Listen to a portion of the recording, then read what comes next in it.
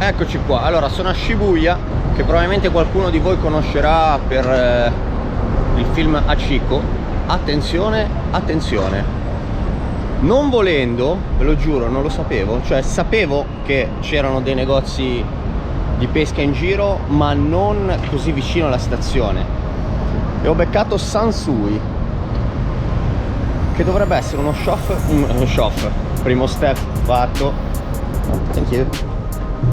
Vi stavo dicendo, sapevo che c'era uno shop qui in zona, ma non pensavo che fosse così vicino. Infatti ho detto, ah, vado e giro senza una meta, e l'ho beccato così a culo, chiamiamo così. Eccolo qua, Sansui Science 1902 102. We love exciting game fish, but it's probably not here the entrance. Ok.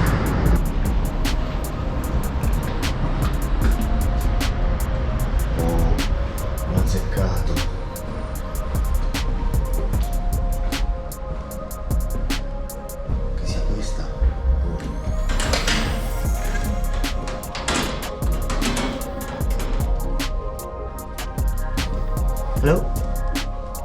Is open? Yes. Oh, thank you.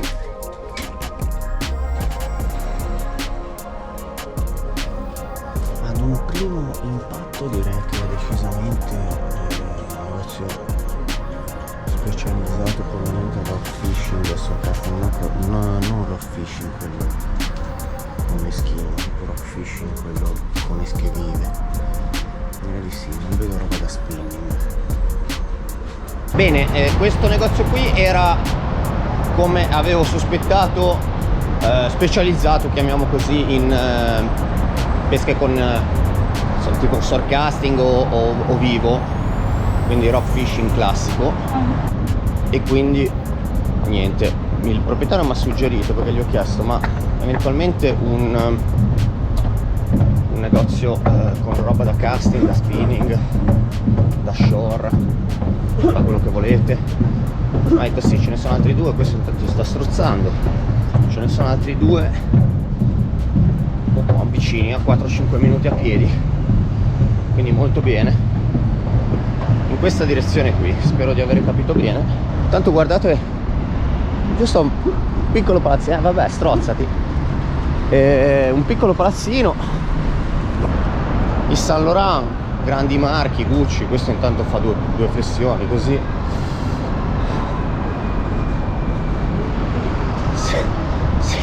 senza un motivo valido, cioè un motivo valido c'è, ma fatte così non è che siano molto funzionali. Dai, continua, dai, non fai neanche tanto schifo. La strada dovrebbe essere questa, e quindi andiamo a vedere un po' cosa ci propone questa Shibuya. Ok, qua ci siamo ragazzi, qua ci siamo. Da dove iniziamo? Iniziamo dagli assist. C'è una scelta di assist e di cordini spaventosa. Partiamo con gli owner, da sotto, saliamo, Shout, Vanfuk, che grandissima scelta,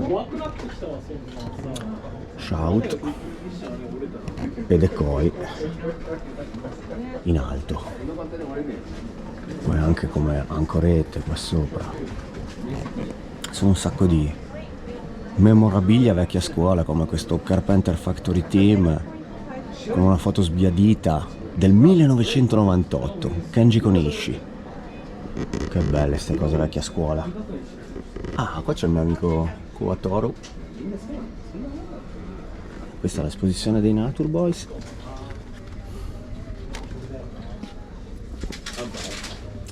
Qua ci sono dei vecchissimi.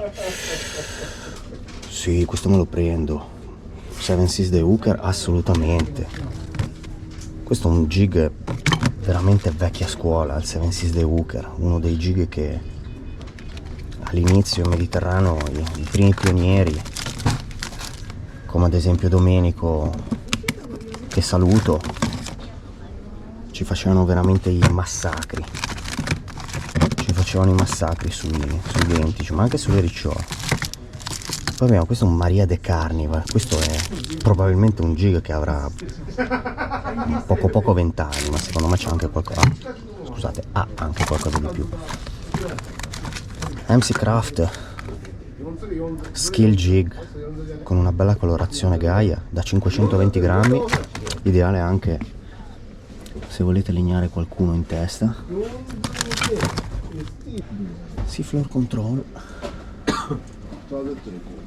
E qua sopra anche abbiamo un po' di memorabilia 2022 Big CT Amberjack 52 kg Sunrise. Io l'ho presa da 37 da terra. Tiè! Allora qua esposizione anche esagerata di assi stuc pronti, Van Fuck in bella mostra, decoy, shout e Honor,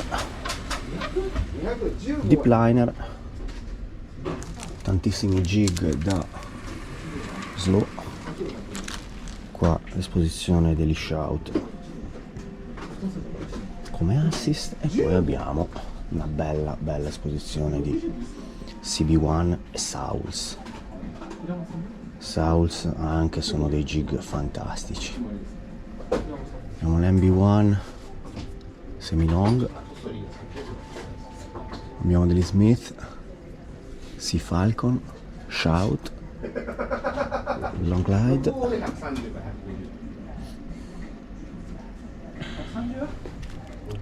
veramente belli anche questi, armature sicuramente da barca, importanti. Degli Shimano, Hiramatsu Keitan, abbiamo il Gami, bello. Questo ce l'ho, l'avevo comprato anni fa in un'asta, non mi ricordo più come si chiama il modello, ma ce l'ho. Assist e ancorette per usi heavy, per usi belli cazzuti. Poi abbiamo un po' di casting jig, esposizione anche qua fantastica. Qua sotto abbiamo dei Mangrove Studio, Xesta, Maria vecchia scuola, Metal Flicker, Baila. Questo non l'avevo mai visto, forse non l'abbiamo neanche importato in Italia, non è stato nemmeno importato. Poi ci sono delle Yozuri. Questa è praticamente una rivisitazione del Metallic Sardine, anche Metallic Sardine jig veramente storico, forse è stato uno dei miei primi insieme alle Ring. Un bel Giant Trevagli che non so cosa darei per averlo in camera, anche se devo dire preferirei una ricciola, visto che il Giant Trevagli non è una preda molto frequente per me, non ho mai preso uno, quindi magari un giorno chissà. Per adesso non è dei miei piani, ma un giorno sicuramente. Qua abbiamo tutta una serie di grosse stick e minnow Shimano. Questo col sniper qui mi ricorda un pochino lo Shibuki, diciamo che non è che mi ricorda un pochino, praticamente uno Shibuki. Bubble popper, qualche jig della cultiva e dei grossi monster dive armati con degli ami singoli. C'è veramente tantissima roba.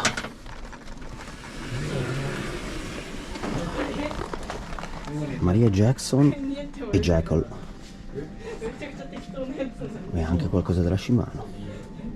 C'è una pintail, stick bait della Maria, un bel boar sinking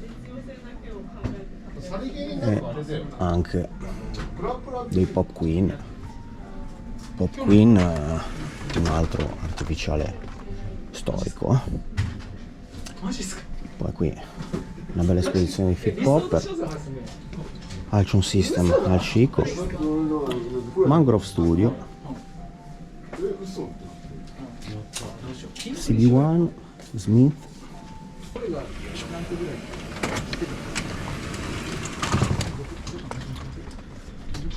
Megabus OSB, poi è scritto piuttosto da spigola, Bassibas,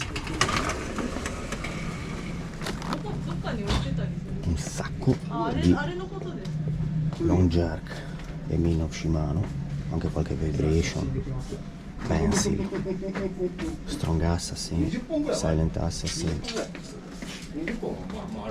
drift swimmer, questo Shimano, un sacco di esche, ragazzi, c'è da diventare scemi. Takehouse Rolling Bait, questa è un'esca che da noi in Italia anni fa, è un'esca che ha parecchi anni, mi ricordo già i tempi del forum di Saspina e se ne parlava. Provata, riprovata, non sono mai riuscito ad ottenere un granché, forse probabilmente non ci ho mai preso niente, però chi lo sa, ma magari potrebbe essere molto efficace, perché se a distanza di anni è ancora in produzione, è sicuramente un'esca che ha il suo mercato. K10 anche, esca storica, il Sinking Works, esca che anche qua penso che avrà più di una quindicina di anni. Allora qui riscasso tutto, qua andiamo sulle micro esche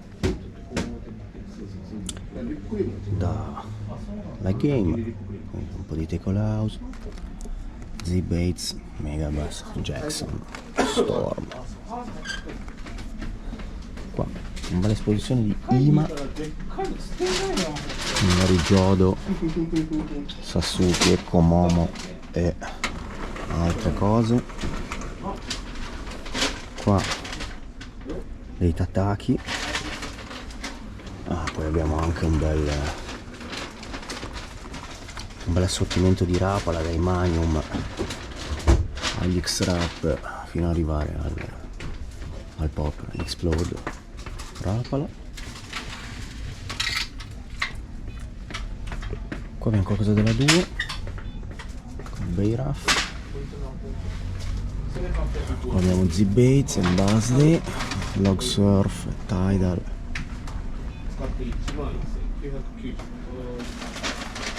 Jump Rise, e qui tutta una serie di eghi. Shimano la fa da padrona. Entourage.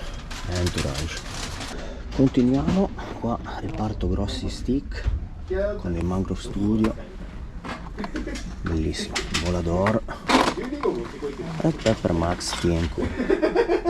Tienko un altro brand che non sento da un po', guardate che roba, Patriot Design, fantastico, 4,285.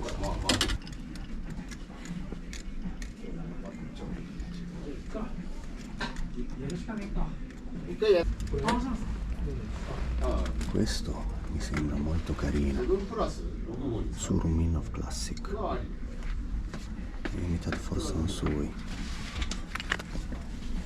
molto carino. Dei grossi Megamas, addirittura qua sotto ci sono dei vecchissimi Sebil. Questi sicuramente avranno, ma forse 20 anni. Si vede anche dal colore della confezione, che di luce ne ha presa. Qua abbiamo una serie di popper e stick artigianali. Guardate questo popper che mina, 20% off, bellissimo. Falconus. Qui abbiamo un po' di prodotti della Studio Ocean, della SLP Works, grasso,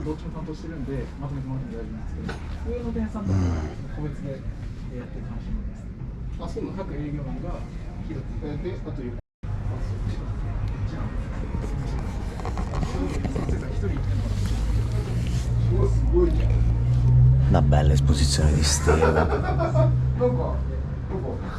Stella 10.000 HG a 126.000 yen scontato. Poi Twin Power, qua sotto dei delle spool Studio Ocean di ricambio per lo Stella, bridge e questi popper che Z Works non conosco, ma sono veramente ben fatti.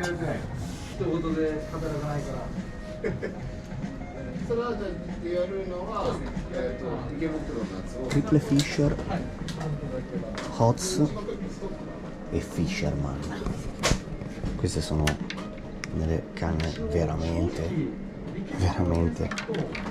giapponesi, handmade, canne storiche, difficilissime da trovare. In Europa forse importa solamente, credo, Digo Marine, il negozio francese. Qua abbiamo Shimano, Smith. Questa mi sembra dalle legature MC Works, probabilmente. Sì, è un Explosion MC Works. E qua una caterva di Ripley Fisher e di Yamaga Blanks. Abbiamo delle Aquila, ultimo, tutte canne da GT. E poi qua abbiamo anche la opzione per la Ripley Fisher di personalizzare il vostro blank, la vostra canna, con tutta una varia serie di colori, fantasie sia per le legature che per gli anelli, scusate, sia per il joint sia per le legature degli anelli. Qui queste mi sembrano tutte cannine da slow, sì, tutte cannine da slow. E poi qua andiamo nella zona hot, roba da short jigging che comunque ho già provato in fiera. Racing Bull 40-120, 100, canna molto potente, molto potente. Poi abbiamo Shimano che fa anche parte del Leone, l'Eco Sniper e tutta una serie di cannette. Da questo lato abbiamo le Yamaga da Spigo e l'Eco Sniper da Shore e le Ripley Fisher. Monster Impact, queste massimo 70 grammi, pensavo fossero più da... Strano, però mi sembrano veramente troppo spesse come diametro. Ah, ok, perché è una 110, ok, allora sì, lunghezza maggiore, diametro maggiore. Runner Exceed 911 mH nano, una massimo 100 grammi. Eccoci, giretto nello shop è finito, ho fatto qualche acquisto, ho preso giusto un 7 Seas, un The Hooker e una Steel Bay artigianale, non che ne avessi davvero bisogno, diciamo che forse il The Hooker non lo userò nemmeno, più che altro lo terrò come ricordo, via, la metterò in bacheca, ma ho voluto fare un paio di acquisti anche per, diciamo, ringraziare del fatto che mi avessero lasciato girare mezz'ora con la GoPro a filmare, mentre invece ho provato anche giusto solo a entrare con la GoPro nel reparto mosca, che i moschisti probabilmente sono un po' più riservati. Il tipo mi fa no, telecamera no, hai rotto il cazzo, me l'ha detto in giapponese. E quindi adesso niente, adesso bel negozio, avete visto una bella varietà di esche, metal jig e tante altre cose. Non avevano dive, avevano solo Shimano come mulinelli e anche canne ovviamente, e niente, allora appunto per ringraziarmi ho fatto questi piccoli acquisti, che magari tanti di voi diranno ma l'hai svaligiato il negozio? No, anche perché non ho spazio in valigia, sono già pienissimo di souvenir, robe da portare amici e parenti, quindi figuratevi se ho anche spazio per altre esche. Sì, è bello, la vedi? No, che figo, con lo stagnetto. Push, vado.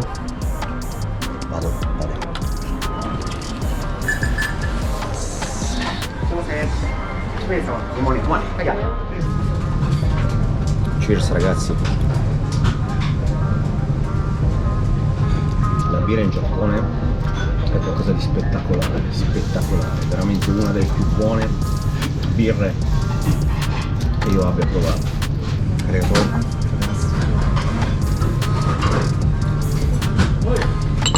Velocissimi, tra l'altro, velocissimi. Allora, qua ho iniziato con un anatra in salsa di soia. Assaggiamo. Tra l'altro sono diventato meglio di zio Marrabio con le bacchette, cintura nera.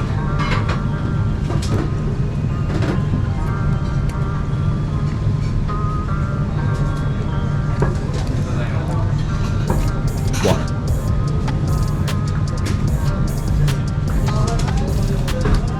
C'è della cipolla e dell'erba cipollina. Poi ho ordinato delle ostriche di un'isola qua, che c'è scritto il nome, non me lo ricordo. Ostriche fritte con un contorno e una frittatina Japanese style che proveremo. Allora, proviamo la frittatina. Credo che appunto abbia dei gamberetti anche. Vediamo questa cosa qua.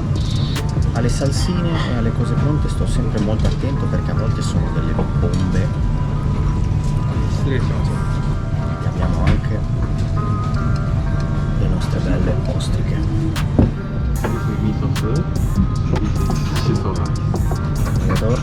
Vi faccio vedere cosa mi è arrivato. Frittatina tipica giapponese con dentro dei gamberetti, ostriche al doppio fritto, belle leggere, una zuppetta con dei noodles, mi sembra, non vorrei dirvi una idiozia, e infatti ve la dico perché non sono noodles, o forse sì, non lo so, e del riso. E adesso non mi resta che provare tutto.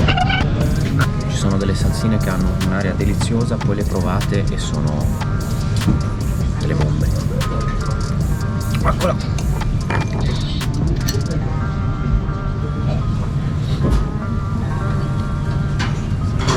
Dimani sto wasabi, che bomba!